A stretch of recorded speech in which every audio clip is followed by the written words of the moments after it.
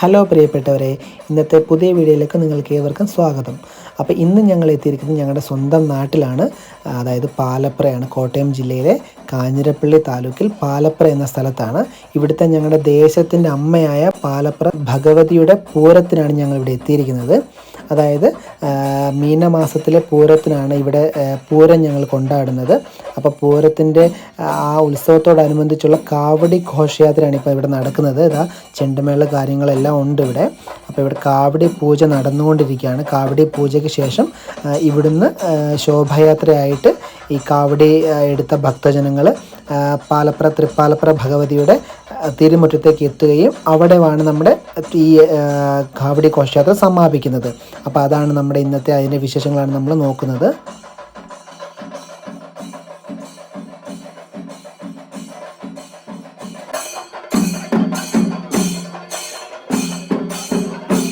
അപ്പോൾ കാവടി പൂജയെല്ലാം കഴിഞ്ഞു. അപ്പോൾ ഇനി ഇവിടുത്തെ അയ്യപ്പ ക്ഷേത്രത്തിൽ നിന്നും ഒരു വലം വെച്ച ശേഷം നേരെ നമ്മൾ ശോഭായാത്രയായിട്ട് തൃപ്പാലപ്പുര ഭഗവതി ക്ഷേത്രത്തിലേക്കാണ് പോകുന്നത്. പൂരം എന്ന് കേൾക്കുമ്പോൾ തന്നെ നമുക്ക് എല്ലാവരുടെയും മനസ്സിലേക്ക് ഓടിയെത്തുന്നത് തൃശ്ശൂർ പൂരം അതുപോലെയുള്ള പൂരങ്ങളാണല്ലേ. അപ്പോൾ ഇതുപോലെ ചെറിയ ചെറിയ കുറേ പൂരങ്ങൾ നമ്മുടെ കേരളത്തിലുള്ള എല്ലാ സ്ഥലത്തും ഉണ്ട്.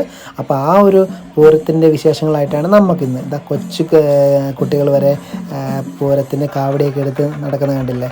ഇതാ കുറേ ഭക്തജനങ്ങൾ അവരുടെ ഭക്തിയുടെ പ്രതീകമായിട്ട് ശൂലം നാക്കിലൂടെ കയറ്റിയാണ് എടുക്കുന്നത്. മീൻസ് അതൊരു ഭക്തിയുടെ ഇതായിട്ടാണ് അവർ എടുക്കുന്നത്. ആ ഒരു സമയത്ത് അവർക്ക് വേറെ ഒന്നും മനസ്സിലില്ല. എല്ലാം ഭഗവതി, അമ്മേ നാരായണ, ദേവി നാരായണ, എല്ലാം ഭഗവതിയാണ് ആ സമയത്ത്.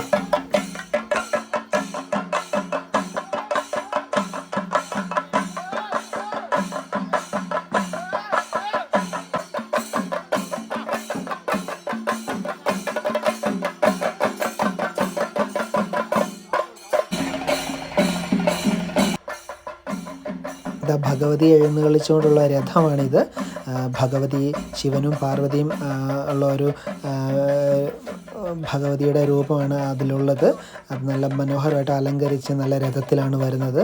അതോടൊപ്പം തന്നെ ചെണ്ടമേളങ്ങളിലെല്ലാം വാദ്യഘോഷങ്ങളുടെ അകമ്പടിയോടുകൂടിയാണ് ദേവി വരുന്നത്.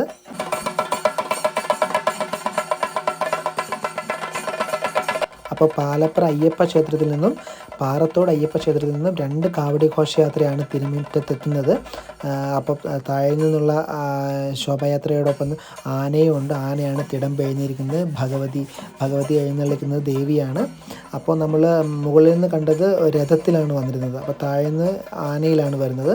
അതും അതേപോലെ തന്നെ വാദ്യഘോഷങ്ങളോട് അകമ്പടിയോടുകൂടി അലങ്കാര കാവടിയോടുകൂടി എല്ലാവരും നൃത്തമാടി എല്ലാവരും ആനന്ദ നൃത്തത്തിലാടുകയാണ്. ഭഗവതിയോടുള്ള ഭക്തി സ്വരൂപേണ ഭഗവതി, എല്ലാം ഭഗവതി തന്നെ.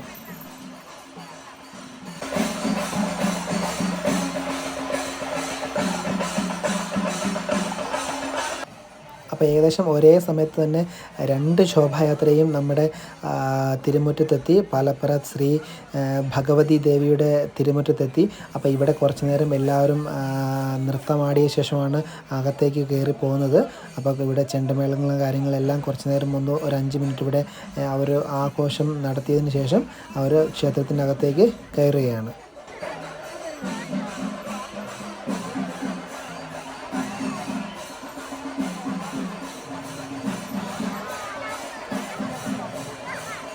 നമുക്ക് തൃശ്ശൂർ പൂരം പോലെ ഇവിടെ ഗജവീരന്മാർ അധികമൊന്നുമില്ലെങ്കിലും ഒരു ഗജവീരൻ തന്നെ നമുക്ക് ധാരാളമാണ്.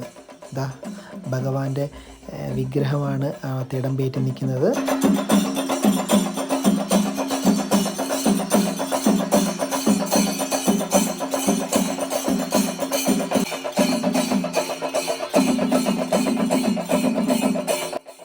എല്ലാവരും ഇതാ ഭക്തിയിലാടുകയാണ്.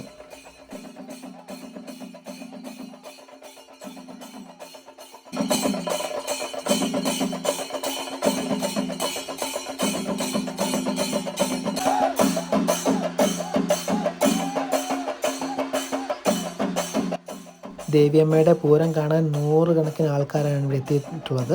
അപ്പം ഈ ദേശത്തു നിന്നും മാറി താമസിച്ചവരും ഈ ദേശത്തേക്ക് പുതിയതായിട്ട് വന്നവരും എല്ലാവരും അണിചേരുന്ന ഒരു മഹാ ഉത്സവം തന്നെയാണ് നമുക്ക് ഈ പൂരം. ഈ പൂരത്തിനോടനുബന്ധിച്ച് വൈകിട്ട് കലാപരിപാടികളെല്ലാം ഉള്ളതാണ്. അപ്പം നമുക്കതിൻ്റെ വിശേഷങ്ങളിലൊക്കെ നോക്കാം. ഇപ്പോൾ ഇവിടെ കാവടി പൂജയാണ്. കാവടി എല്ലാം അകത്ത് കയറി ഇതെല്ലാം പൂജിച്ച ശേഷം അവർക്ക് അതിൻ്റെ പ്രസാദം എല്ലാം വിതരണം ചെയ്യുന്നതാണ്.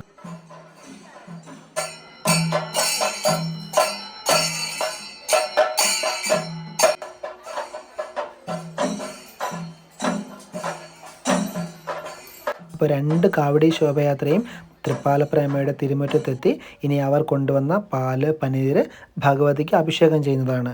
അതിനുശേഷം ഇവിടെ അന്നദാനം നടക്കുന്നതാണ്. പ്രതിവർഷം കുറേയധികം ഭക്തജനങ്ങളാണ് ഇവിടെ നിലവറ സമർപ്പിക്കുകയും പ്രസാദമൂട്ട് നടത്തുകയും ചെയ്യുന്നത്. അതിലൂടെ അവർക്ക് സമ്പൽ സമൃദ്ധിയും വന്നു ചേരും. ഞങ്ങളപ്പോൾ ഇന്ന് മീനപ്പൂരം ഉത്സവമാണ്. അതിൻ്റെ അലങ്കാര പരിപാടിയൊക്കെ ആയിട്ടാണ് കഴിഞ്ഞത്. ഞങ്ങളുടെ പുറയിലേക്ക് നമ്മുടെ ഘോഷയാത്ര എത്തി. ഞങ്ങൾ ഒരുക്കിയെല്ലാം വെച്ചേക്കുവാണ്. അപ്പം നമ്മുടെ മീനപ്പൂരം മഹോത്സവത്തോടനുബന്ധിച്ചുള്ള താലപ്പൊലി ശോഭായാത്രയാണ് ഇത് നടക്കുന്നത്. അപ്പം ഏകദേശം ഒരു 7-7:30 ഇത് സ്റ്റാർട്ടായത്.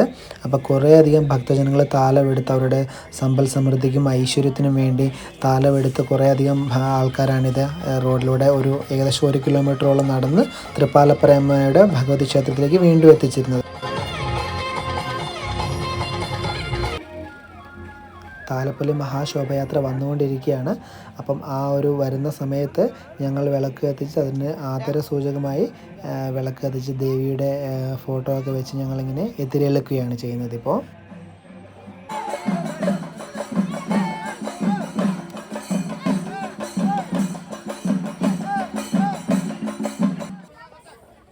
ഇത് എടുപ്പ് വിളക്കെന്നാണ് പറയുന്നത്. മഴയെ പോലും വകവയ്ക്കാതെയാണ് എടുപ്പ് വിളക്ക് കാര്യങ്ങളൊക്കെ ആയിട്ട് ആ ചേട്ടൻ പോകുന്നത്. അപ്പോൾ ചെണ്ടമേളക്കാർക്ക് ചെണ്ട കൊട്ടാൻ പറ്റത്തില്ല. എന്താ വെച്ചാൽ മഴ പെയ്യുന്നത് കാരണം അവർക്ക് ചെണ്ട കൊട്ടാനുള്ള ഒരു അസൗകര്യം ഉണ്ടായി. അപ്പോൾ അവരിങ്ങനെ പ്ലാസ്റ്റിക് കവറൊക്കെ വെച്ചിട്ടാണ് ഇപ്പോൾ ചെണ്ട കൊട്ടി ഇങ്ങനെ ഒരുവിധം ഇങ്ങനെ ആടിപ്പാടി തുള്ളി നമ്മുടെ തൃപ്പാലപ്ര ഭഗവതി ക്ഷേത്രത്തിൽ വീണ്ടും എത്തിച്ചേർന്നു.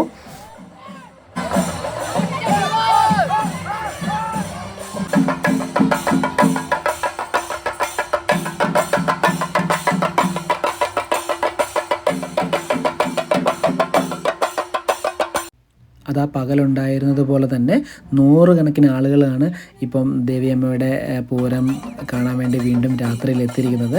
അപ്പോൾ അതാ 2 സ്ഥലത്തു നിന്നും രാവിലത്തെ പോലെ തന്നെ 2 സ്ഥലത്തു നിന്നും താലപ്പൊലി ശോഭയാത്ര ഉണ്ടായിരുന്നു. അപ്പോൾ 2 സ്ഥലത്തു നിന്നുള്ള ശോഭയാത്ര ഇവിടെ എത്തി. ജാതി മതഭേദമില്ലാതെ എല്ലാവരും ഒത്തൊരുമിച്ച് ദേവിയമ്മയുടെ പൂരം ആഘോഷിക്കാൻ എത്തിയിരിക്കുകയാണ്.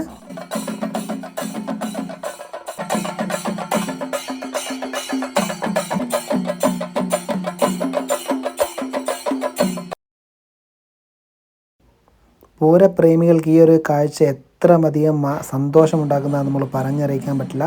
അപ്പം ഞങ്ങളും ഇങ്ങനെ ചെറിയ ചെറിയ പൂരങ്ങളെ കൊണ്ട് ഞങ്ങളും ഒരു പൂരപ്രേമിയായി മാറിയിരിക്കുകയാണ്. അപ്പോൾ ഇവിടെ താലപ്പൊലി കൊണ്ടുവരുന്ന സമയത്തും കുറച്ചധികം ആചാരങ്ങളുണ്ട്. താലപ്പൊലി വന്നിട്ട് ഈ ഒരു ആൽമരത്തിന് ചുറ്റും പ്രദക്ഷിണം വെച്ച ശേഷമാണ് അകത്തേക്ക് കയറി പോകേണ്ടത്.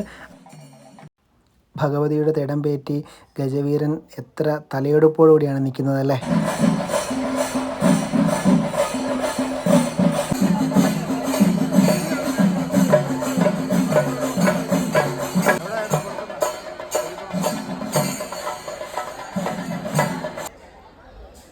താലപ്പൊലി ശോഭയാത്രയെല്ലാം വന്നു കഴിഞ്ഞു. ഇനി നമുക്ക് ചെറിയൊരു ആകാശ വിസ്മയം കാണാം അല്ലേ.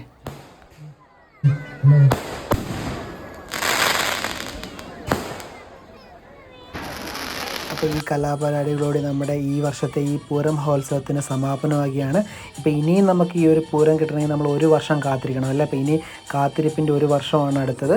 ഈ വീഡിയോ നിങ്ങൾക്ക് എല്ലാവർക്കും ഇഷ്ടപ്പെടുമെന്ന് വിചാരിക്കുന്നു. എല്ലാവരും ലൈക്ക്, കമൻറ്റ്, ഷെയർ ചെയ്യുക, ഞങ്ങളെ സപ്പോർട്ട് ചെയ്യുക. Thanks for watching.